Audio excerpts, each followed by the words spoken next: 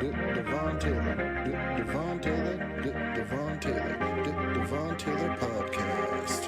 Devon Taylor, Devon Taylor, Devon Taylor, Devon Taylor, podcast. Hi, guys, and welcome to another episode of the Devon Taylor podcast, where we have guests from all around the world tell their unique and powerful stories to not only allow their voice to be heard, but for you to leave feeling inspired. Today's guest knows firsthand what it's like to face invisible battles. After 9 years competing as a Team USA bobsledder, his life was turned upside down by CTE-like symptoms that robbed him of his health, hope, and nearly his life. But instead of giving up, he found healing through hyperbaric oxygen therapy. And now he's on a mission to make this treatment accessible to athletes and military veterans who are facing the same struggle. His story is one of resilience, advocacy, and creating a lifeline where there was none. Please welcome William Pearson. Hello. How you doing?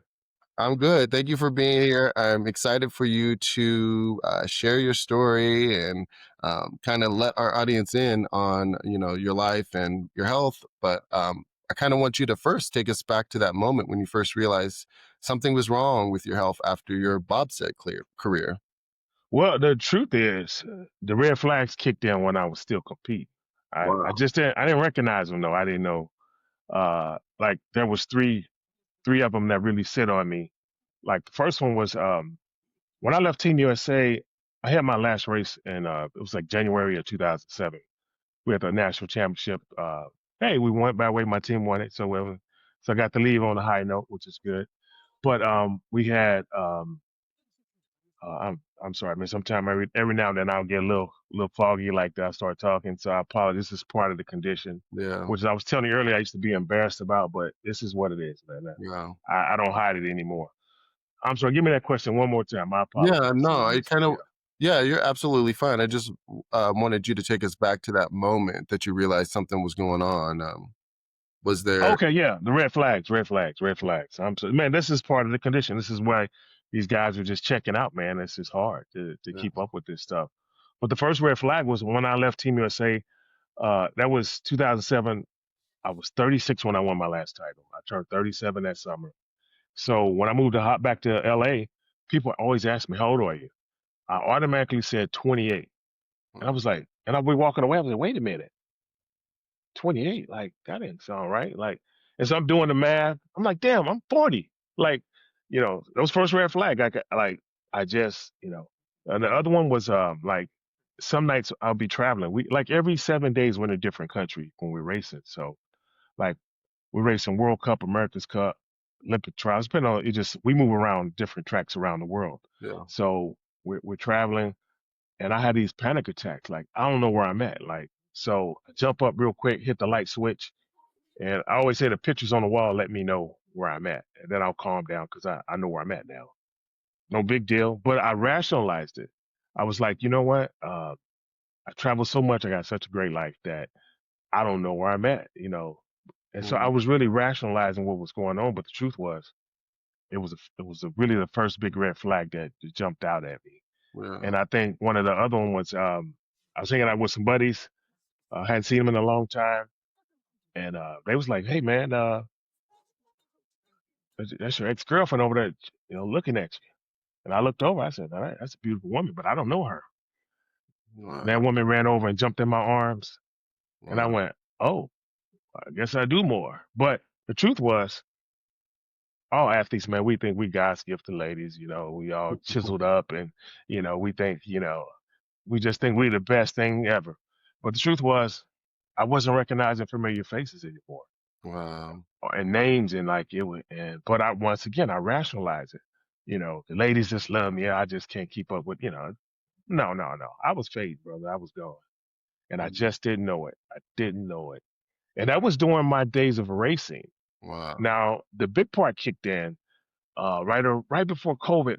One of my teammates wanted to, like, I live in LA, and I optioned a few projects around town. So so a lot of people know me as just a writer. And so one of my teammates wanted to write, so he was calling me with these crazy ideas. And the truth is, I just really connected the dots about like 2 weeks ago. I was like, man, that's a great idea. It was so weird and bizarre, but I was like, and I'll tell him how to tweak it and make the script good. But the truth was, his mind was slipping. Those ideas he was bringing to me, it was just weird thinking because the very next time he called me, he was speaking gibberish. Like you couldn't understand anything he said. It was like, "Rah, rah, rah." And I just kept trying to get it. Like, what are you saying? Like, is he drinking? Like, this guy doesn't drink. Like, and so he just got so frustrated, he hung up the phone. Wow. And the truth is, like, I told myself every single day, I got to help him. I got to help him. I got to help him. And I didn't even give it a honest effort. And I'll be honest about that. I didn't give him an honest effort. And then I got the call that he went to his family's factory and he hung himself. Um, And yeah, man. And I felt responsible. I felt guilty. At that time, like mental health was my background. Like I had wrote the first ever independent living transitional housing program for the state of Utah for adolescents who they were unstable. They didn't have homes to really go to. They were going in and out of secure care because they don't have homes. They just trying to get somewhere safe. yeah, I created a place where they can, be safe. yeah, And so mental health was my background. Like I've managed celebrity rehab places in Malibu. I've run some of the biggest units, mental health units in the world. And that's just who I was. So I knew I could help this guy. I gotta help him. yeah. And so when he died, man, like I just crumbled, man, because I felt like I didn't like my hands are dirty. I felt like I had blood on my hands. Mm, And the truth was, I didn't forgive myself until I found out he was in stage 4 of CTE, right? mm, That's why he could talk. That's why he was struggling. And and for me, like I guess the hardest part was realizing like I couldn't help this cat. Like this the truth was at this time period, I had taken the bed off of my the top mattress off of my bed. I put it in my living room. And so I was really crawling around my apartment on some of them days because I couldn't get up, um, and that was days like this is gonna get a little graphic, but I had to have a jar with a lid on it because I couldn't go to the bathroom. I just couldn't get up off that ground. wow, And so that's when I knew something was wrong, but I still hadn't connected the dots yet. I'm thinking I got diabetes. wow, It looks like low blood sugar. It looks just like it because I no energy. I can't get up. It's got to be diabetes. So wow, my doctor's been checking me for years, telling me I was wrong. And I was thinking like, no, your system is just off. You guys got to figure this out. Just give me my insulin. I know it's what it is. yeah, Truth is, when they did Pavle's autopsy, he was in stage 4. Now I started talking to my teammates, and an article came out by the New York Times called Sledhead. And in that article, it outlined all the symptoms my teammates had before they committed suicide. wow, And now I know what this thing is. And yeah. yeah, so so what I was hoping was going to be diabetes turned out to be something much worse. And And what's it called? I'd love for you because some of the audience may not know what CTE is. Can you explain just kind of what yeah, CTE is? Yeah, obviously you're a friend. My condolences had stage 4. That's terrible. Um, but yeah, yeah, if you can explain that for us, just so that they have an understanding of what you guys yeah. are, the symptoms and whatnot. Well, I can't pronounce the word. There's a lot of words I can't say anymore. I can see them, like I can see them in my head, like on a really bad days if I'm not feeling well. If I'm not using hyperbaric oxygen, like I'll go backwards a little bit. So Yeah. I can't quite see. I can see the words, but I can't pronounce them. Mm-hmm. But CTE was kind of made famous by Will Smith. He did a movie called Concussion. And what they were going over the NFL players who were committing suicide. Matter of fact, we had one who committed suicide 2 days ago, Rudy Johnson. And yeah, that CTE is something. Is you get a build up a plaque in your brain, and it acts kind of like Alzheimer's or dementia. And this thing looks like a lot of different things, so it's really hard to pin it down if you don't know what you're looking for. Mm, And so that's why a lot of these athletes aren't getting the help they need because most of them don't know what they have. yep. Yeah, they have no idea. Like my let's check this out. This is a crazy story. Like during COVID, I bought a lake house in the Midwest. Um, Meanwhile, I got a place in California. So my girlfriend's from New York. And man, she talked to her family like 10 times a day. And they talk so loud. Like, I mean, I'd be like, good Lord. It was so bad. I'm thinking, I said, I'm going back to the lake house. I need some peace and quiet. Mm, And we were actually thinking about breaking up just because I couldn't take the noise, right? wow. So while I'm over there, this article comes out called Sledhead. Somebody sends it to me. And that's the article written by New York Times. It's just talking about all the different neurological diseases my teammates have, all my peers have. And I read that article, and meanwhile, I'm still looking for answers, right? I'm seeing doctors, Wow. disturbed, but it's still kicked through. That's really disturbing. But sorry about that. No, you're okay. Yeah. So, I'm sorry. Let this lost my train of thought. You're saying The you went back to the lake house because the noise from your girlfriend was too yes, loud. Yeah. yes. Thank you. Sorry about that, brother. No, you're okay. Yeah. So I went back to the lake house, and the article came out, and I read it, and I got on my knees and thank God. I was like, God, thank you. All these symptoms miss me. You know. Wow. I took the article, I sent it to my girlfriend. She circled some stuff and sent it back. And the first thing I saw was noise sensitivity. And I'm thinking, oh, damn. And I went down that list. I checked every box except Parkinson's. Wow. Like, even my glasses right now, I have the smallest prescription that's possible, they say. But they're slightly tinted because, like, now I'm sensitive to bright lights, strong smells, like perfume, stuff that make me, I'll throw up. I Yeah. smell it too long. Yeah. So this sight, smells, I'm sorry, and the loud noises just drive me crazy, Wow. you know. That's like all of your sensory, like every single sense. Wow, Yeah. man. And many people suffer in silence, like with this Yeah. illness. What helped you push through those dark moments that you just described earlier? You know what? One thing that saved me is like I said, I was a counselor. Like when I opened that treatment facility for kids, like it was an inpatient. They lived in my program. I was 28 years old, right? These kids, I wasn't more than 10 years older than these 10 years older than these kids who called me dad, pretty much, you know. Yeah. And so all these things I taught people in mental health over the years, I had a statement that I always kept in my head, and that statement was, "Suicide is a good idea today. It'll be a good idea tomorrow." And so every day when I was in that dark place, I just kept telling myself that. So I get to the next day, it's still awful. So suicide was not an option for me. I saw how this destroys the people who's left behind. So I couldn't do that, you know. But I'll tell you what, man, I I just really admitted this recently. And like I was praying for cancer. Like I was like, God, just give Yeah. me some pancreatic cancer to get this over with. 'Cause everybody I knew who got pancreatic cancer, they get it, it's quick and they're gone. And like, who the hell prays for that, man? Like, I was gonna suffer. I was still gonna go through it. But that's how brutal that the symptoms of CTE is. Because like for me, every day when I wake up, I kept a little daily planner on my little nightstand, and I had to look at that planner every morning to figure out if it's Sunday, Monday, Tuesday, Wednesday. I can't tell my days apart. Yeah. And then I had to figure out what month we in. So I was stuck. I always thought it was January or August. I don't know why those 2 months. But something about this condition, you'll get stuck in a loop until you get out of it. Wow. Like you same thing over and over. It's just like, and I was just praying to God, like, please, I don't want to wake up another day like this. Like I can't take another one.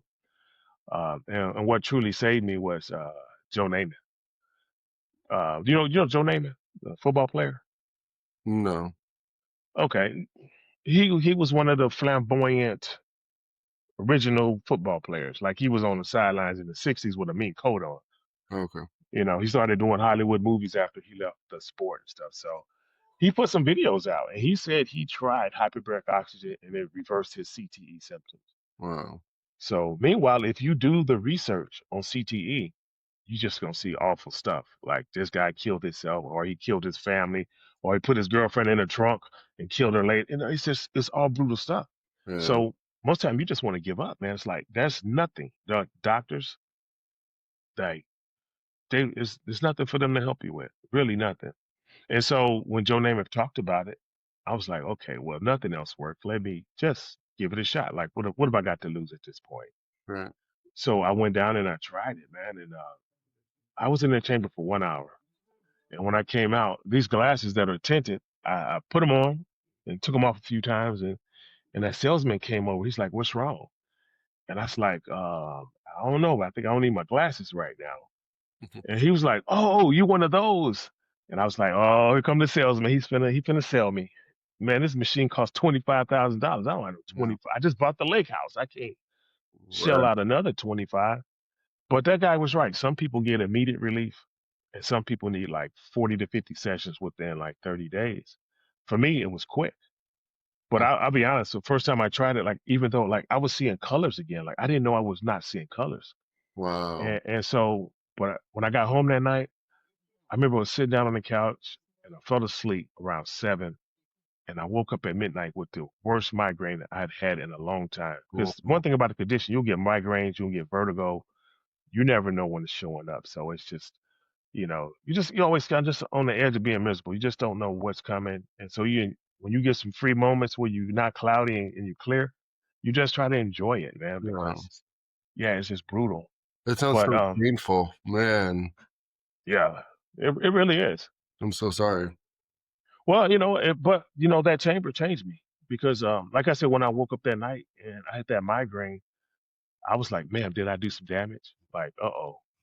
But that in that morning, it slowly, that migraine slowly just started to kind of fade. Actually, I'm gonna give you a option. Do you want the PG Oh no, you can version? tell it how you want to, because we don't have a censorship on here. Okay, here we go. I'm gonna I always try to be careful with this one.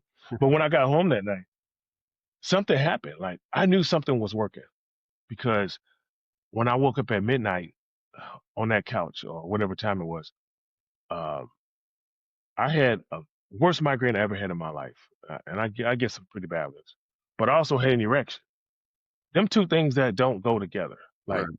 nobody says, "Oh, I got a migraine. Let's go have sex." Like so. So I went back and I climbed in the bed. It was about midnight. That migraine was there. That erection was there. When I woke up in the morning, about 8, 9, the erection was still there, and that migraine was going away. Mm. And then my cloudy, because I was really cloudy. Like I didn't. Some days I don't know where I'm at. I was lost.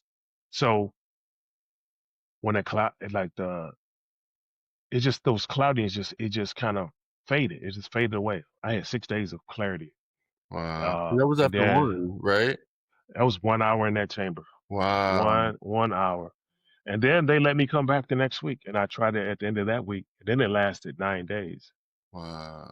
And then I wound up just buying one. I have one in my back room now, so I make sure I keep my maintenance up on it.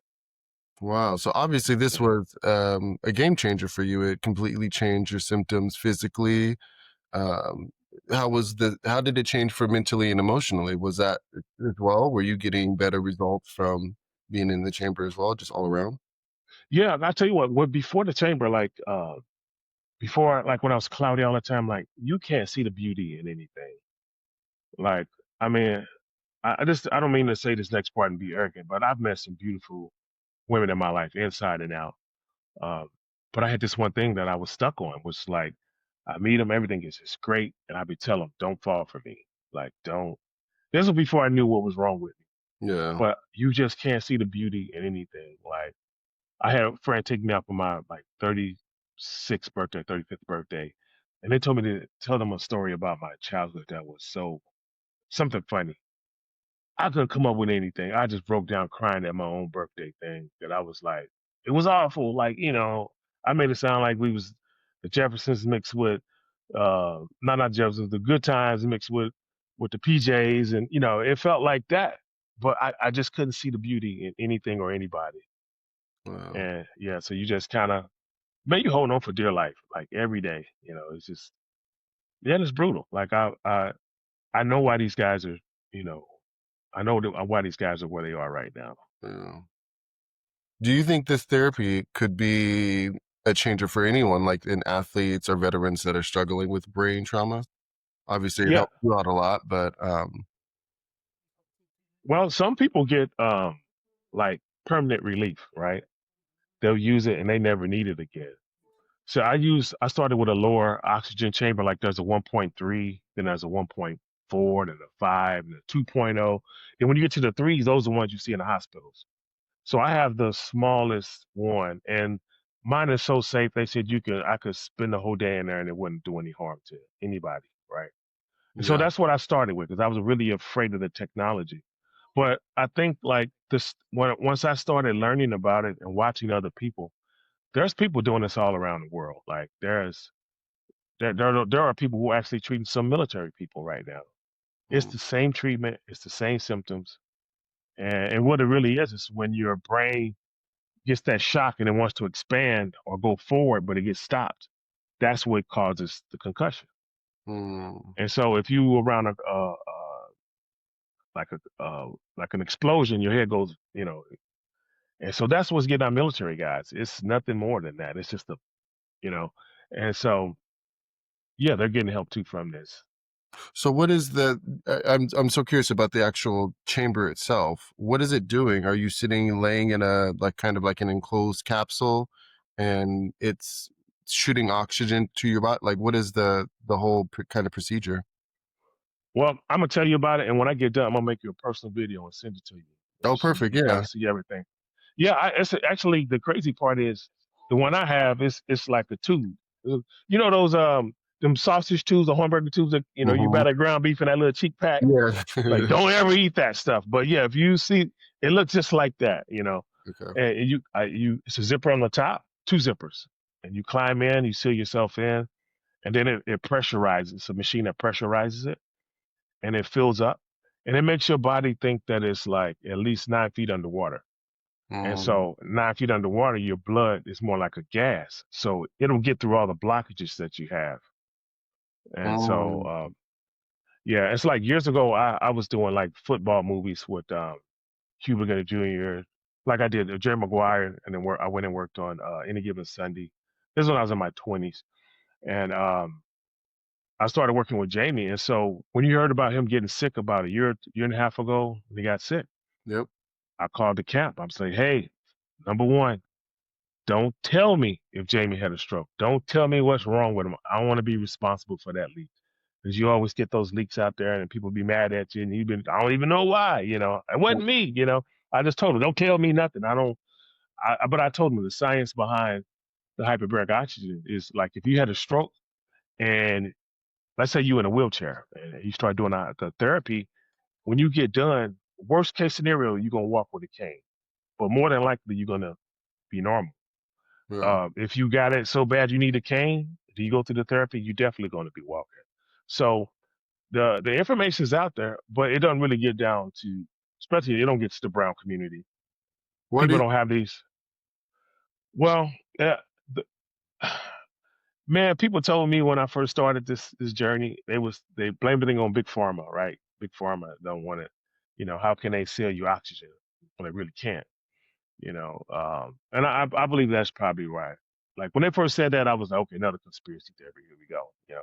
But I believe that's what it really is.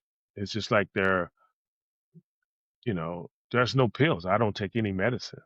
All the medicine that they gave me made me feel worse. I had to stop taking it. And so now I just do that. And so if you can't put a pill in and sell it to you every month, like, you know, you know how our country is, like just, Yep. yeah, Yep. I'm a firm believer in what you're saying. Yeah, I think there's a whole conspiracy when it comes to our medical system. I just spoke to a guy before you that was actually talking about how there's hospice care in the UK all around, but in the United States there's like a handful. And why? yeah. I think it's just the way our medical system is built right now.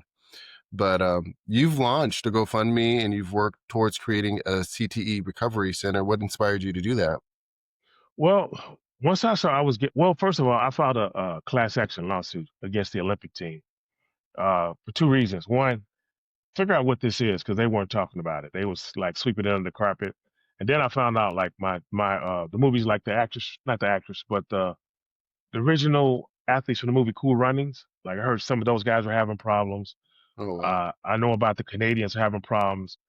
I know like numerous Americans. So it's a global issue. It's not like just Americans. Yeah. So they really wanted me silenced, put it that way. So put it this way, like all my places, man, cameras, alarms, like I've been getting those subtle threats. I would say subtle. You know, I'm not saying they told me they're gonna come kill me, but I've definitely been warned by some pretty big people that there's some people trying to keep this information from coming out. And Mm. yeah, so and that's the truth of it. Like you know, I got receipts. Everything I say, I got receipts for. I'm glad you're still So, telling your story. but man, you know what? I was going when I filed the case. I told my lawyers one thing. I never asked for anything for myself. I said, take care of my guys. I was so cloudy. I was so confused. I didn't think I would be alive to the end of the case. Wow. And the truth is, nor did I want to be alive. Like I was begging for death. And so, like, they really, like the offer that's currently on the table at this moment, they only want to evaluate us, like no treatment. And so the last two court hearings, it's literally myself versus all the lawyers. I'm fighting against my lawyers now too, Wow. because that's not what we signed up for. That who's going to go to get evaluated if you're not going to help them? Would you take your child there? Absolutely not. If you're not going to treat my child, why would I bring my child there? You know. Right. And so that's kind of where I'm. That's what my philosophy is about. That like I'm really still fighting them. But the truth is, eventually they're going to win because I don't have another lawyer to take over the case. I've requested to remove my lawyers, but bringing another law team in this late in the case, it's just been grief. Yeah. Even Robert Shapiro came aboard. Said he was going to take over. Sent me an email said I fired your lawyers. 24 hours later, he quit. Wow. So yeah, and this O.J. Simpson's lawyer. This is the Dream Team lawyer. Like he did a proper investigation before he came aboard, Yeah. and like somebody's getting to these guys. I don't know why. Even my lawyers went from trying to get us medical, at least medical stuff that we can be taken care of, to just allow them to watch us die, pretty much. Wow. So it's just bizarre. It doesn't make sense to me. It's just yeah. Well, you've seen in a lot of cases, CT is only diagnosed after death. Hmm. You know, how do we start giving people hope and solutions while they're still here? You know, I think your case is one way, Yeah. you know, fighting the system that may be, but you know, I think a lot of people need that hope, you know, and how do we find that, you know, instead of waiting until, like you said, they die. Well, the first thing is transparency. Like before we move on to that next, please save that question for me because that's a really good question that you have right there. Like one of the only things I really asked for in court was I told them it's too late for me. Warn that next generation before they go down that bobsled track. They need to understand, you know, what this really is and how it's going to affect their life later. And so right now we're playing with the word concussion. They decided to put the word concussion in the membership packages now. And so it'll address concussion. But guess what? I knew I had a concussion, but I didn't know 7 years later I'm a not be able to recognize the people that love me. Right. I didn't know 7 years later I was gonna be crawling around on my apartment. I didn't know 7 years later I'm gonna be watching my teammates one by one commit suicide. You know, and that's kind of what this thing really is. It's like so it's really about transparency. Like they wouldn't do it on their own. And so and the truth is, um, it's only been about a week or so. Like when I was there, how do I put this, man? Like my first day at the Olympic Training Center in Lake Placid, I never talked about this. I left the sport in 2007, and I never spoke about it. But the racism up there was horrible. You know, somebody, yeah, somebody told me on day one when I got there. They said this is the good old boy system, but it's getting better. And I didn't believe them, man. Like at that time, my ex girlfriend was on the German Olympic team. She was a sprinter. So I'm in Germany. I'm traveling with the Germans. I've showered with the Germans. Like, it's like I eat with the Germans. Like, you mean back here at home it's different? Yeah. And so that's what I was dealing with. And so actually they, and just so you know, I got receipts for that too. They got audited in 2022 by an outside agency. Right there in the paperwork, it mentions good old boy system. It's in writing now. Before I couldn't prove it. By the way, I did file complaints with the United States Olympic Committee. They just kept saying they was going to make the coaches do better or apologize. Never happened. And then they did something else. Oh, the new audit just came out. The final part of it. I got that about 2 months ago. It still mentions the good old boy system is still there. White athletes and black athletes both reported. The black athletes don't get the same treatment as white athletes. So it's still there. Yeah. You know. And the ironic part is I announced my retirement to the city of St. Louis. They gave me a proclamation or resolution. I forgot which one. When they make it like the Will Person Day in St. Louis. I announced my retirement and right in front of the politicians on TV. And they were like, no, you got to stick around. Like, because like there was I was still going to schools and talking to kids.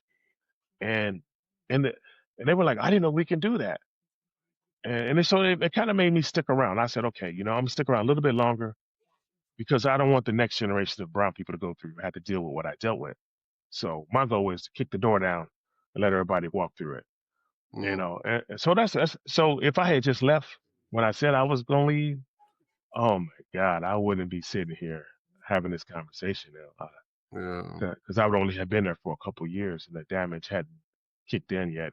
I don't think it was done then. But yeah, yeah. I was going to say, just you advocating now and speaking about it, I think raising awareness is really going to help change how people treat CTE and anyone that may be experiencing it. But what do you wish people understood more about CTE and its ripple effects on families and communities? And that's a loaded question, but it's a beautiful question. Like I have a TikTok channel. It's called One Man with a Chamber, and all I do on that channel is teach people how to live with CTE. There's things that you can do, so it'll keep things from being so intense on you. Like one of them is like simple things, like putting your keys where they belong. You know, I always make sure I put the keys in the same place, put my wallet in the same place. Uh, I got to set up just checks and balances, and you have to once you put them in place and you start working them, it makes life more bearable. Because if you don't, man, you always will be in chaos. Right. Yeah, chaos. Like, 'cause you don't, especially on them cloudy days when you barely know your name. That must be so Yeah, tough. Yeah, I couldn't even imagine going through some of the symptoms that you're explaining. That's hard for anyone to live with, to deal with, to have to navigate. But you finding the hyperbolic chamber and it kind of helping relieve those symptoms and kind of change your life, I think has been like a really strong turning point for you, and could be for a lot of people that may be listening.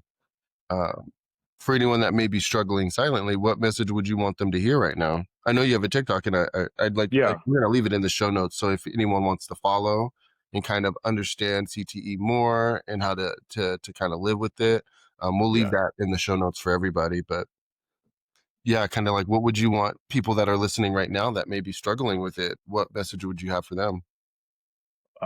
Number one, build your support system.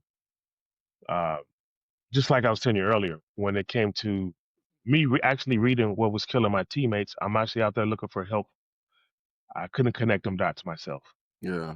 It's going to be your loved ones that save you. Like, if you look at all the CTE deaths that I've seen, the suicides over the last few years, most of the time they were alienated from their spouse. Mm, Like, so they were alone. So I know what happens usually when that mind starts snapping and you short tempered with people, you moody, you're always laying around, you won't get up off that couch. These are things I went through. yeah. I know exactly what it is. And so everybody's gonna run away from you at some point because they just think this guy's just, now he's an asshole. He's not being himself.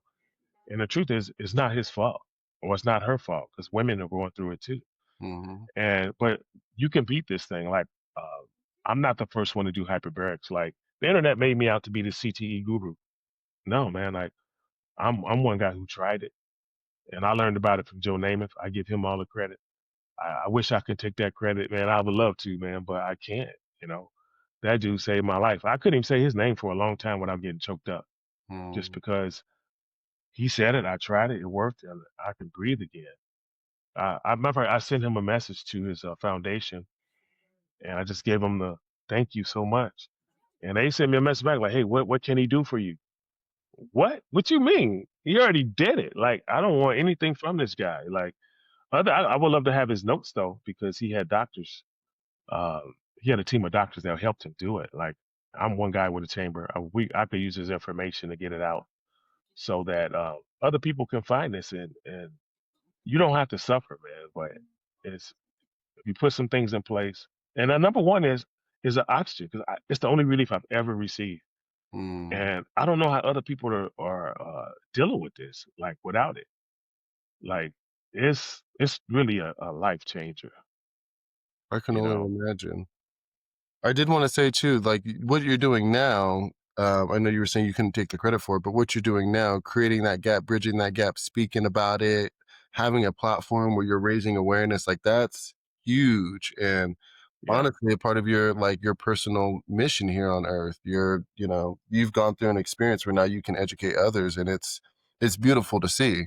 And like you said, not a lot of people of color are getting access to this chamber because it's super expensive, but because you're raising awareness to it, who knows, maybe down the line your recovery center could be that place where a lot of people of color can go to. um, I'm sure. But yeah. and that's really what the goal is. Matter of fact, my original goal was to just get a couple chambers, put it at the lake house, because I'm never there. I'm not, my family go. My dad retired. He goes up there to fish. It's great fish, 100 yards from the back door.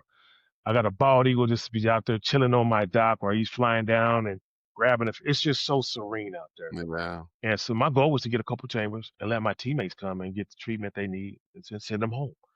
And Hmm. then I started thinking about it. My publicist was talking about we could do, because my whole thing is I have to do it for free. It's Yeah. got to be a free, because the treatment is so expensive. Like, it's like this. Somebody allowed me to try for free twice. And then once I realized it wasn't a placebo, that it was working, now I needed $20,000. Like, like, come on now. I don't Yeah. want to put anybody else through that. Like, it's not necessary. It's oxygen. Once I buy the machine, I own it, and people just come float right on through there, onto the machine, come out the machine. It's that simple. It's not rocket science. It's not something that's difficult to do. Like, I literally go in there and take a nap, Yeah. watch a movie, text my friends. Like, you can do whatever you. Life doesn't stop while you're in there. Yeah. And I swear it's so simple. It doesn't make sense. Like, I still can't believe that I'm back. Yeah. Like, it just doesn't. It doesn't really make sense, man. But I'm very blessed. I'm very blessed. Yeah, and I'm happy for you. I'm happy that actually changed the symptoms and gave you your life back and gave you a sense of purpose in this area to help others. But any listeners that want to support your mission today, whether it's through awareness, advocacy, or contributing to your nonprofit, how can they support you? Well, number one right now is we need to get this center open, and please just donate. Well, if you could donate $1, $5, 10, 1,000, whatever you can donate, it's going to save lives. Not Yeah, just, but I'm starting with athletes, because those are my peers. But yeah, also, I have to bring the veterans in, number one. But then there's also all these other people in America and really around the world that's having these head injuries, like a housewife who been through domestic violence, yeah, and now she's acting out, and they don't understand why she's still doing what she's doing. right, Well, one thing that I learned, I've had a lot of sports injuries over my career. Like, I've torn hamstrings, broken arms. That wasn't sports, but I've just had a lot of injuries over my life. The brain is the only one that when you injure it, they told us to do nothing, mhm, absolutely nothing. Just go to sleep.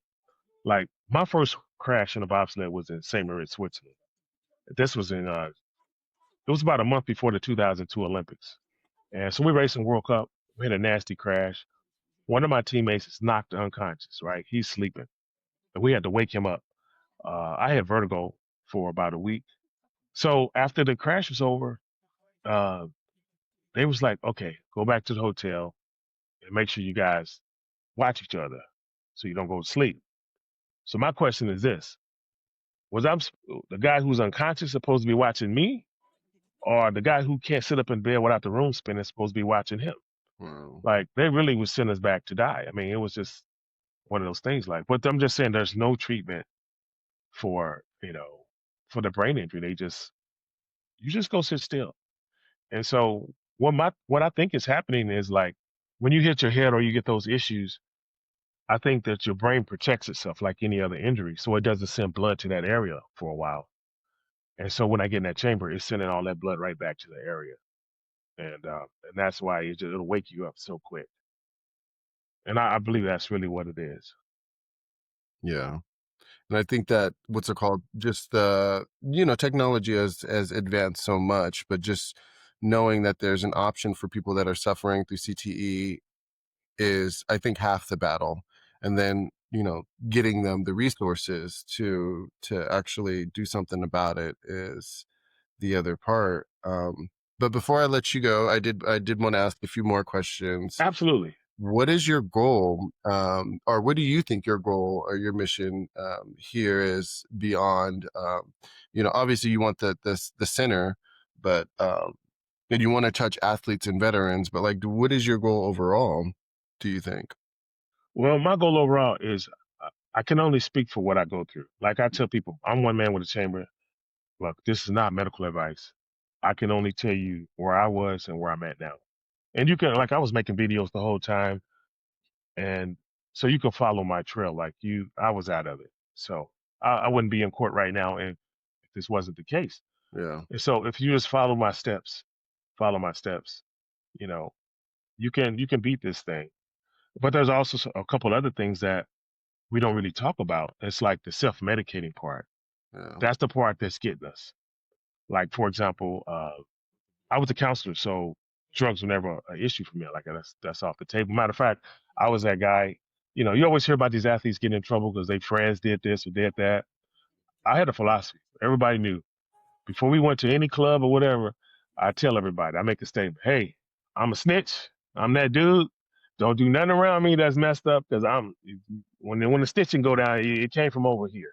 Mhm. So I was that guy, and so like I don't know why the hell I just told you that. I don't even know what I'm talking about. Certain mind just like that's how this is what this thing is. I'm telling you. So there's certain things it'll take that edge off you. It'll probably get you out of that suicidal mind state or to keep that darkness off you. But there's some elements like I'll still be dealing with for the rest of my life, and Yeah. that's just what it is. Well, I Yeah, feel like you've found a way to deal with it in a remarkable, astonishing, and amazing, impactful way that's trying to change the community that you belong to, and even going further to try to help other communities that are suffering through CTE-like symptoms and yeah, helping them get their life back. I think that's really, really important, especially in today's world when we have so much around us that's going on that could distract us from yeah, really what we were called here to do. So I feel yeah. your purpose. And then also like one of the points that I was making, like there's not a doctor who can't tell me or will tell me that I was or was not in dementia. I Yeah. was. There's no way in the world you can convince me anything different. So if it brought me out of that, think about all of our elderly people as they get older and that mind starts to do that.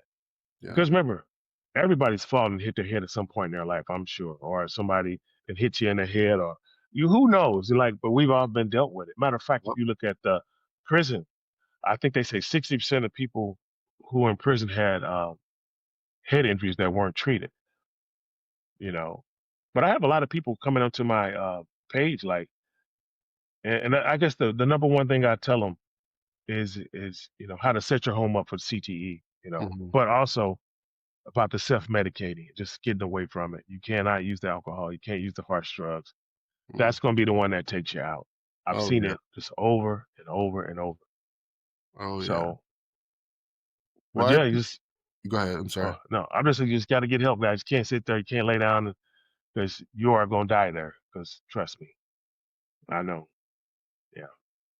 Well, I'm so grateful for you sharing your story. I'm so grateful for you letting us in on even on some of the intimate details that you experienced as you've, kind of been navigating through CTE and how to find some kind of hope and, getting your life back essentially. But before I let you go, I'd love for you to let everyone know, where can we find you? Where can we follow you? Where can we support you? We're going to leave all of those details in the show notes, but I'd love for, the guests Okay. to let everybody Oh, know before you leave. well, I appreciate that. All of my social medias are linked up. And I use a statement, one man with a chamber. So you can find me really easy. My name is William, and last name Person. Like, everybody's a person. So it's really easy to find me. Please reach out. If you have, really, my channel is more for the loved ones who can help those people who dealing with it. Because, like I said, when you're an athlete and you're in that mind state, you can see the trauma on other people, but we can't see it in ourselves. So our loved ones are the ones who are going to save us. So Mm, it's really for them. I need them showing up. Show mm, in the black community we always say show up and show out, because they are the ones who going to save who going to save your loved ones, because we can't do it ourselves, guys. Trust me, we're compromised.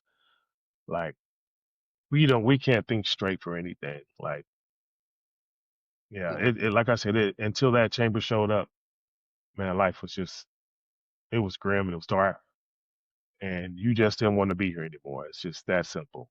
mm. Yeah, Yeah, well, I know anyone that's listening and anyone that's affected by CTE is definitely having some thoughts that they have to go over. And even like you said, I love that point that it's so funny that it keeps coming up, because it's been something that's like a revolving theme. Community has been coming up a lot around me, and how impactful it is to really build a community around you. And not only that, to be a part of a community and really try that try to put yourself out there in that angle, because we can do so much by ourselves, but we can do so much more together. So thank you for making that yeah, point. It's starting to hit home with me, and it's showing me how much a community is important in our lives. So thank you. yeah, yeah. And if you had if one of your loved ones, maybe they played football or a different sport and they left the sport because of concussions, and you check on them and ask them, are they okay? And they'll say, yeah. More likely they really aren't okay. Yeah. So you got to really you got to just tuck in. You got to, like, pretend like they're the baby kangaroo and put them in a pouch, because most time they have no idea what they're going through. Matter of fact, I put a video out before my last court hearing. Um, it was the day before, because that guy, he went to New York and he shot up that New York office, and he left that note saying he believed he had CTE. And I talked to the judge about that.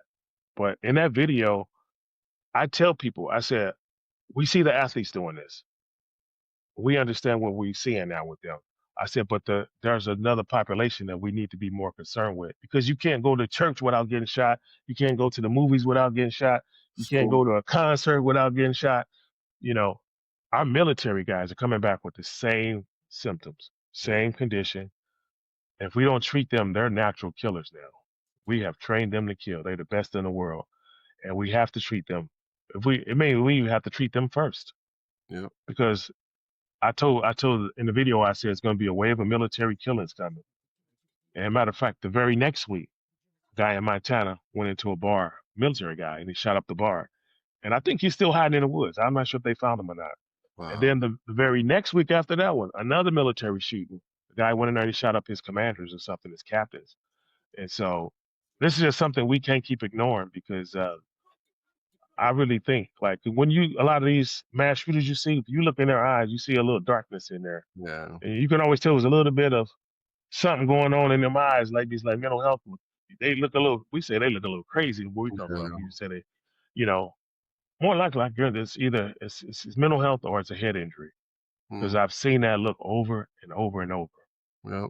Yeah, and treat them. We don't. Those problems go away. They go away. Well, thank you so much, Will, for sharing your story and Yeah. being a guest on the podcast. Like, if you guys want to follow Will, excuse me, we'll leave Bless the notes in the show, or we'll leave the notes in the show notes so you guys can go ahead and click the link and follow him and learn more about CTE and its effect on families and communities and how you can help. Because like Will said, I think the biggest thing we can pull from this episode is how impactful community can be to saving someone's life or just, being that lifeline. So thank you again, Will. I truly appreciate you. you. And until next time, guys. I appreciate you too, man. Keep doing what you're doing. Thank you. Thank Yeah. you so much.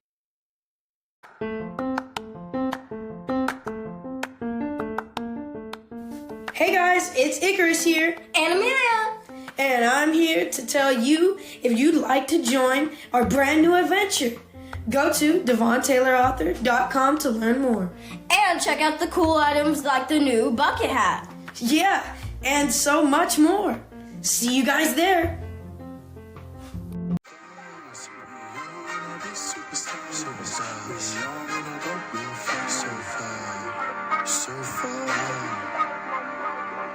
Shine bright like a deep space star. Stay true to yourself, don't